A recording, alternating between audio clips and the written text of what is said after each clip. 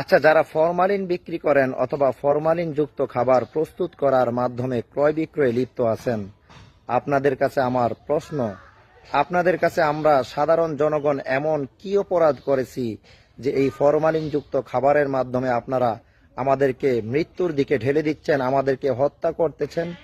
অথচ আল্লাহর বান্দা হয়ে আপনি তো আমাকে হত্যা করার কথা নয়।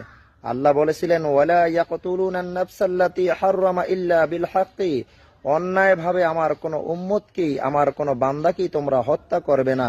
ওয়া মাইয়াকতুল মুমিনান মুতাআম্মিদান ফাজাজাউহু জাহান্নাম, আর যে ব্যক্তি অন্যায়ভাবে ইচ্ছাকৃতভাবে আমার কোনো বান্দাকে হত্যা করবে, তার একমাত্র জায়গা হচ্ছে, প্রতিদান হচ্ছে জাহান্নাম।